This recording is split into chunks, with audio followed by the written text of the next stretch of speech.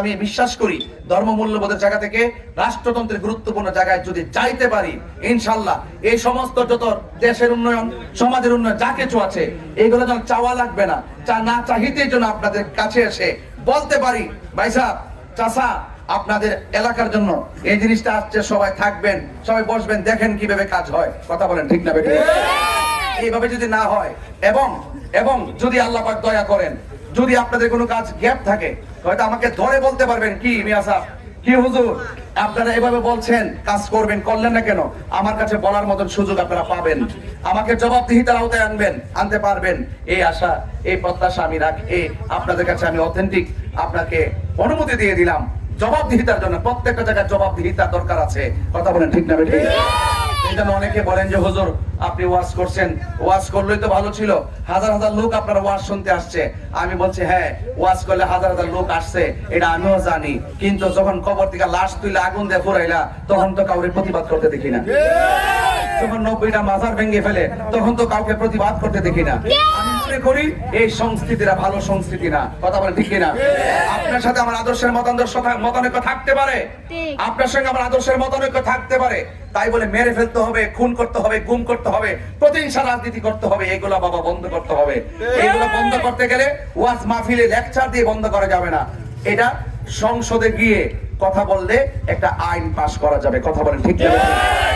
আমরা চাই যে এইভাবে আমাদের সমাজ অবহেলিত, লাঞ্ছিত এবং নিষ্পেষিত এই সমাজের প্রত্যেকটা মানুষকে শান্তি শৃঙ্খলার জন্য, প্রত্যেকটা মানুষের ভবিষ্যৎকে উন্নয়ন করার জন্য আমি সর্বদা সচেষ্ট হয়ে আপনার কাছে ওয়াদাবদ্ধ হয়ে আপনাদের কাছে শুধু একটি কথাই বলবো, আপনারা সবাই মোমবাতি প্রতীকে ভোট দিবেন এবং বাড়িতে মা বোন যারা আছেন, মা বোনদেরকে মোমবাতি প্রতীকে ভোট দেওয়ার জন্য উদ্বুদ্ধ করবেন এবং আমার জন্য দোয়া করতে বলবেন, এবং বাজার ব্যবসায়ীদের ব্যবসায় উত্তরোত্তর উন্নয়ন মঙ্গল কামনা করে আজকে এখান থেকে বিদায় নিচ্ছি। আর একাধিক জায়গায় যেতে হবে, না হয় আরো অনেক আপনাদের কাছ থেকে অনেক কথা শুনতাম। আপনাদের এলাকার সমস্যা আপনারা ভালো জানেন আমার চাইতে, আপনাদের সমস্যা আপনারা তুলে ধরবেন। এই তুলে ধরাটা কিন্তু একটা সৌন্দর্য। আপনার সমস্যা যদি আপনি তুলে না ধরেন, এটা বোঝার মতো ক্যাপাসিটি নাই। এই জন্য আপনার সমস্যা আপনি তুলে ধরবেন এবং তুলে ধরে সেটা বাস্তবায়ন করার জন্য আপনারা জবাবদিহিতার আওতায় আনবেন। আপনারা ইনশাল্লাহ আমার কাছে বলতেও পারবেন, যেতেও পারবেন, ধরতে পারবেন, বসতে পারবেন, কথা বলতে পারবেন। ইনশাল্লাহ আপনাদেরকে আমি অভয় দিয়ে গেলাম। আসসালামু আলাইকুম ওয়া রাহমাতুল্লাহি ওয়া বারাকাতুহু। নাহমাদুহু ওয়া নুসাল্লি আলা রাসূলিল কারীম, আম্মা বাদ। আউযু বিল্লাহি মিনাশ শাইতানির রাজীম। বিসমিল্লাহির রহমানির রহিম। সম্মানিত বরজশবাসী, বাজারের ব্যবসায়ী বৃন্দ, আপামর শান্তিপ্রিয় জনতা, যারা উপস্থিত হয়েছেন, আমি আমার মুসলমান ভাই যারা রয়েছেন সালাম, অন্যান্য ধর্মে যারা আছেন আদাব, আশীর্বাদ কামনা করছি। আর আজকের এই পথসভার নির্বাচনী প্রতীক পাওয়ার পর এই প্রথম আপনাদের ইউনিয়ন দিয়ে, আপনাদের এলাকা দিয়ে মাইক ধরে পথসভা শুরু করেছি। আমি আপনাদের সবার কাছে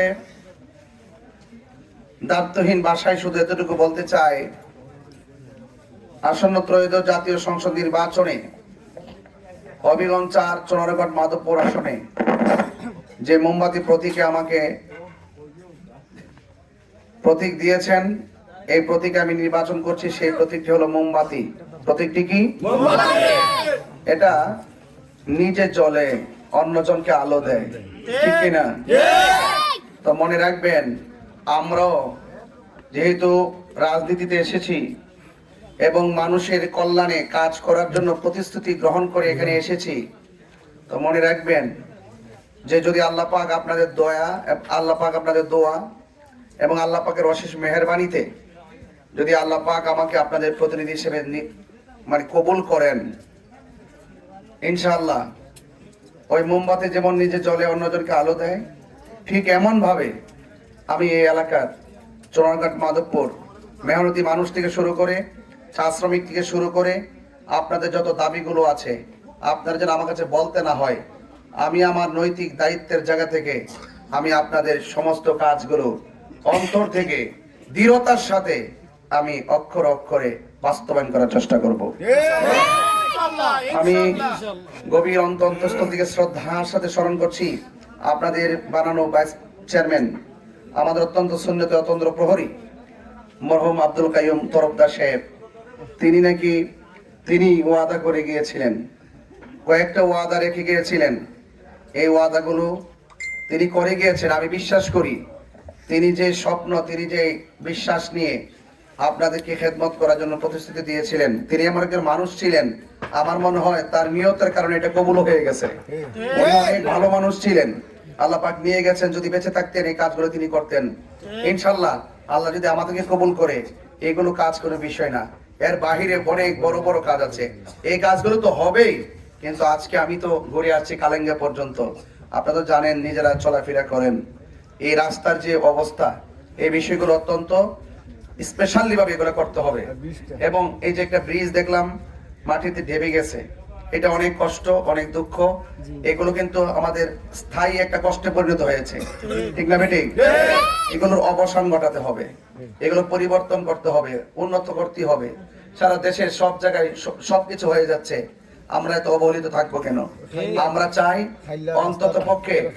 অন্তত পক্ষে যেন আমরা যেন সরকার, যদি আল্লাহ পাক আমাকে কবুল করেন, সেই রাষ্ট্রতন্ত্রের গুরুত্বপূর্ণ বাজেট যেন সুষম বন্টন নীতির আলোকে আপনাদের মাঝে বিতরণ করে দিতে পারি, সেই তৌফিক যেন আল্লাহ আমাদেরকে দান করে। এই যে খালি রাস্তা, এই যে একদম যে মাটির রাস্তাগুলো যেগুলো আছে, এগুলো যে অবস্থা, এবং পাশাপাশি যতগুলো গ্রাম আছে, এই গ্রামের সাথে মনে হচ্ছে যেন একটা অন্য একটা এলাকায় যেন আমরা বসবাস করতেছি। এইভাবে তো দেশ এলাকার মানুষ থাকতে পারে না। প্রত্যেকটা সমস্যা অক্ষর অক্ষর আমি নোট করে নিয়ে যাচ্ছি। আমি যেন এভাবেই করতে পারি, করার পরে যেন আপনারা বলতে পারেন যে লোকটা কিন্তু বড় বড় লেকচার, বড় বড় আশ্বাস দিছে, বড় বড় লেকচার দিছে। আমরা 53 বছর পর্যন্ত এই লেকচার শুনছেন না আপনারা? এই রাস্তাকে পাইছেন? এই যে মাটির রাস্তা এখনো আছে, এটা কি হয়েছে? তো এই জন্য বড় বড় লেকচার, নির্বাচন আসলে মাথা টুপিটা বেঁধিয়া চাদর মধ্যে মোড়াইয়া আইসা বড় বড় লেকচার দিয়া পাশ করার পরে এই যে খবর না রাখা, এটা ভালো সংস্কৃতি না।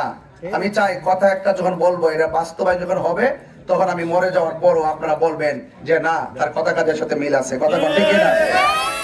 আমার কাছে যদি আল্লাহ কবুল করে, আমার কাছে চাওয়া লাগবে না। যদি আল্লাহ কবুল করে, চাওয়া লাগবে না। অর্থাৎ একটা এলাকা রুট ম্যাপ যা আছে, কি স্কুল কি লাগবে, মাদ্রাসা কি লাগবে, রাস্তাঘাট কি লাগবে, স্বাস্থ্য চিকিৎসার ক্ষেত্রে কি লাগবে, এবং মানুষের শিক্ষার উন্নয়ন করার, শিক্ষিত হওয়ার পর তার যে কর্মসংস্থান কিগুলো করা লাগবে, চা শ্রমিকদের যে দৈনন্দিন যে কষ্ট, এই কষ্ট কিভাবে চিরস্থায়ী বন্দোবস্ত হয়। আচ্ছা বলেন তো দেখি, একটা কথা আমার বলতে হয়, বলুন, আমি 200 প্যাকেট তাবারক দিলাম আপনাকে, এটাই কি সমাধান হয়ে গেল? আমি শীতের মধ্যে 50টা কম্বল দিলাম, এটা কি সবকিছু সমাধান হয়ে গেল? আপনাকে তাদের বাসস্থান চিন্তা করতে হবে, তাদের জলাবদ্ধতা চিন্তা করতে হবে, পানির সংকট চিন্তা করতে হবে। বৃষ্টির ভিতরে তারা যেভাবে চা পাতা কুড়িয়ে আমাদের এই দেশের আমদানি রপ্তানির মাধ্যমে এই দেশকে প্রেজেন্টেশন করছেন, আজকে যারা আমাদেরকে প্রেজেন্টেশন করছেন, তারা বৃষ্টিতে ভিজবে, তাদের জন্য বিকল্প চিন্তা করতে হবে। তাদের পায়ের মধ্যে ঘা হয়ে যায়, তাদের জন্য বিকল্প চিন্তা করতে হবে। তাদের ছেলেগুলো, তাদের সন্তানগুলো ইন্টার পাস করার পরে তাদের জন্য স্পেশালি কর্মসংস্থান খুলে দিতে হবে।